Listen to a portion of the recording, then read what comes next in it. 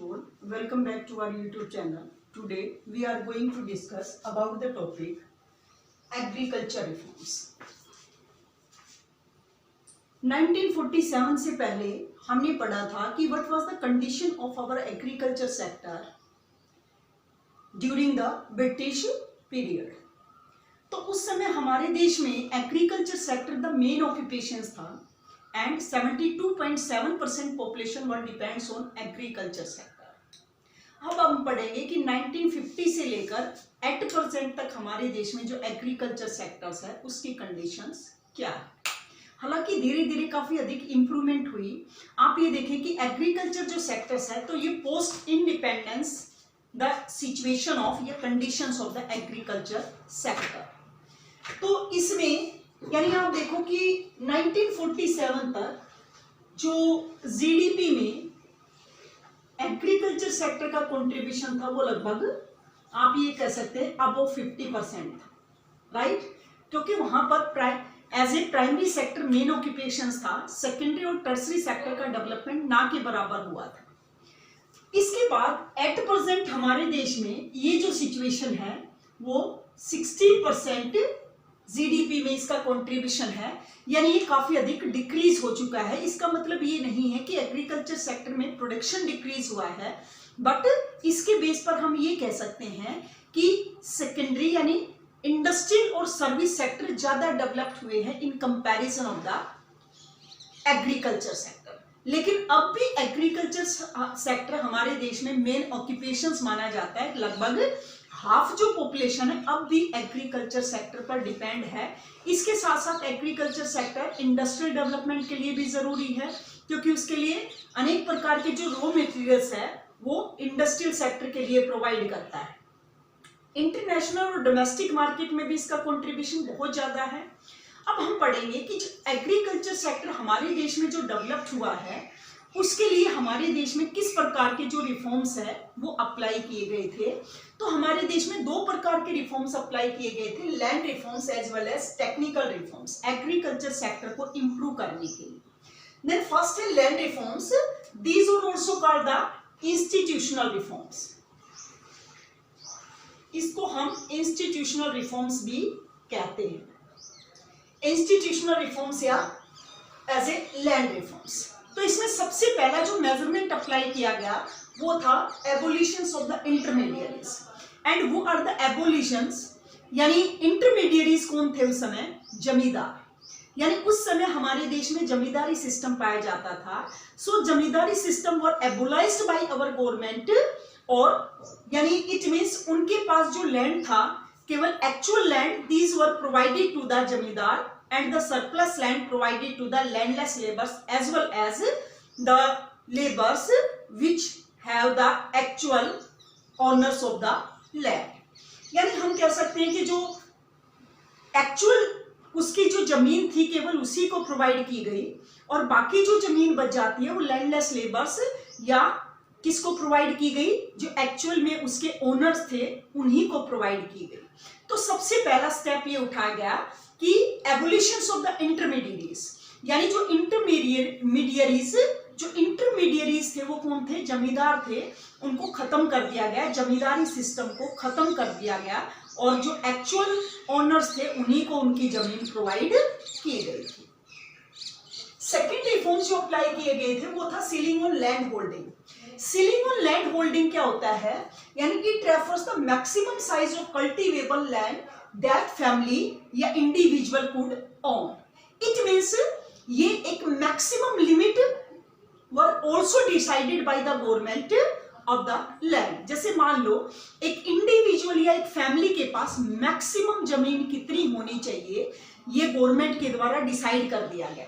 जैसे मान लो गवर्नमेंट के द्वारा ये डिसाइड कर दिया गया कि 20 एकड़ हेक्टेयर अगर किसी के पास जमीन है इससे सरप्लस अगर लैंड पाया जाता है then these were provided to the landless labours. वो किसको प्रोवाइड कर दी गई?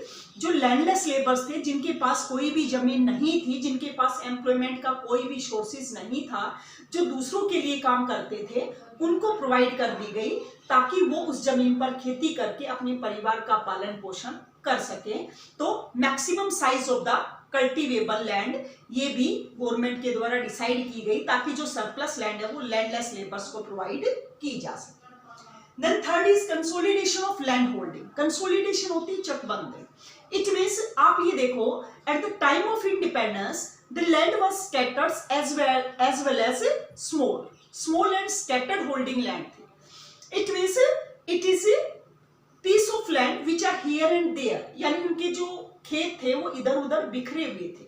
तो इसके लिए क्या किया गया, यानी कंसोलिडेशन ऑफ लैंड होल्डिंग क्या होती है, it is a practice to allot land to the farmer at one place for his scattered holding here and there, यानी उनके जो लैंड, उनके जो खेत बिखरे हुए इधर उधर बिखरे हुए थे, उसके जगह पर उन्हें उतनी ही एक जगह पर जमीन प्रोवाइड करें। क्यों? क्योंकि अगर मान लो खेत इधर उधर बिखरे हुए हैं, स्कैटर्ड होल्डिंग लैंड है, तो इट मींस उसने प्रॉपर तरीके से वो खेती नहीं कर सकता है, यानी मॉडर्न टेक्नोलॉजी अप्लाई नहीं कर सकता है। इसलिए जो कंसोलिडेशन ऑफ लैंड होल्डिंग की पॉलिसी है ये गवर्नमेंट के द्वारा अप्लाई की गई ताकि जो किसान है वो ज्यादा से ज्यादा इरिगेशन फैसिलिटी वगैरह या मॉडर्न इनपुट्स यूज करके अपने प्रोडक्शन को इंक्रीज कर सके। द नेक्स्ट है रेगुलेशन ऑफ रेंट। आपने देखा होगा कि 1947 तक हमारे देश में जो जमींदार थे they were free to maximise their share of output but they were not interested to cost of the production, यानी वो अपने शेयर ऑफ आउटपुट को मैक्सिमम करने में इंटरेस्टेड थे लेकिन उसकी कॉस्ट के लिए वो कुछ भी प्रोवाइड नहीं करते थे। तो पहले जितना चाहते वो अपना ले जाते थे, जो टीलर्स थे जो उस पर जमीन पर खेती करते थे उनको केवल इतना ही प्रोवाइड किया जाता था कि फैमिली कंजप्शन के लिए सफिशिएंट हो। लेकिन बाद में यानी जो रेंट की वैल्यू है वो डिसाइड कर दी गई, यानी it was not exceed 1/3 of the value of crop, यानी टोटल क्रॉप की जो वैल्यू है उसका 1/3 ही जो ओनर है उसको प्रोवाइड किया जाएगा, बाकी जो है जो उस पर खेती करता है उसी को वो प्रोवाइड होगा। देन नेक्स्ट है कोऑपरेटिव फार्मिंग। कोऑपरेटिव फार्मिंग किस लिए अप्लाई की गई? Cooperative farming were also applied by the farmers to increase the bargaining power of the farmer, यानी किसानों ने बार्गेनिंग पावर को इंप्रूव करने के लिए कोऑपरेटिव फार्मिंग अप्लाई की। यानी ये देखो कि सभी के पास ज्यादा जमीन नहीं थी, कुछ किसान ऐसे थे जिनके पास जमीन बहुत कम थी, तो ऐसे लोगों ने आपस में क्या फैसला किया कि वो आपस में एक साथ मिलकर खेती करेंगे। जैसे मान लो किसी के खेत एक साथ हैं तो वो आपस में मिलकर खेती करते थे, यानी ये क्या होता है, it is a collectively the farmer could buy inputs at a lower price and sell their product at a higher price, यानी जिसमें सभी किसान मिलकर आपस में काफी लो कॉस्ट पर इनपुट्स परचेज करते हैं और एक साथ मिलकर खेती करके उसको हाई प्राइसेस पर सेल करते हैं और जो प्रॉफिट होता है उसको डिस्ट्रीब्यूट कर लेते हैं। तो इस तरह से लैंड रिफॉर्म्स अप्लाई किए गए ताकि हमारे देश में एग्रीकल्चर सेक्टर को इंप्रूव किया जा सके और प्रोडक्शन ज्यादा से ज्यादा इंक्रीज हो सके। ये तो थे land reforms. Then second reforms were apply by our government, these are the technical reforms, कि मॉडर्न टेक्नोलॉजी अप्लाई करने के लिए, मॉडर्न इनपुट्स अप्लाई करने के लिए टेक्निकल रिफॉर्म्स अप्लाई किए गए थे ताकि प्रोडक्शन की प्रोडक्टिविटी को इंक्रीज किया जा सके, पर हेक्टेयर जो प्रोडक्शन है उसको इंप्रूव किया जा सके। तो इसके लिए यूज ऑफ HYV सीड्स, यानी since 1965 the high yielding variety seeds were also used by the farmer. It means government के द्वारा ये प्रोवाइड किए जाते हैं और ये स्पेशल व्हीट, राइस, बाजरा वगैरह इनके प्रोडक्शन के लिए प्रोवाइड किए गए हाई यील्डिंग वैरायटीज होती है जिसकी प्रोडक्शन कैपेसिटी ज्यादा होती है, तो इसका डिस्ट्रीब्यूशन किया गया। इसके लिए नेशनल सीड्स कॉर्पोरेशन वगैरह एस्टेब्लिश किए गए, यानी जो ज्यादा से ज्यादा मात्रा में किसानों को ये HYV सीड्स सब्सिडी रेट पर डिस्ट्रीब्यूट करते हैं ताकि प्रोडक्शन को बढ़ाया जा सके। Then next है use of chemical fertilizers. In place of the compost manures, the government also provided the chemical fertilizers which are related to the growth of the plant. यानी जो प्लांट की ग्रोथ से related होते हैं, जो उसको improve करते हैं जिससे प्रोडक्शन काफी अधिक मात्रा में इंक्रीज होता है, और लगभग 262.6 जो क्विंटल केमिकल फर्टिलाइजर्स है वो डिस्ट्रीब्यूट की गई फार्मर के बीच। Then next है use of the insecticide and pesticide for crop production. यानी क्रॉप की डिजीज या जो पेस्ट वगैरह की जो प्रॉब्लम क्रिएट होती है उसको रिमूव करने के लिए पेस्टिसाइड और इंसेक्टिसाइड का यूटिलाइज किया जाता है। आप ये देखो मोस्टली जो फसल है वो क्रॉप डिजीज के कारण, यानी जो भी पेस्ट वगैरह की प्रॉब्लम होती थी, यानी उसके कारण मोस्टली जो क्रॉप है वो डिस्ट्रॉय हो जाती थी।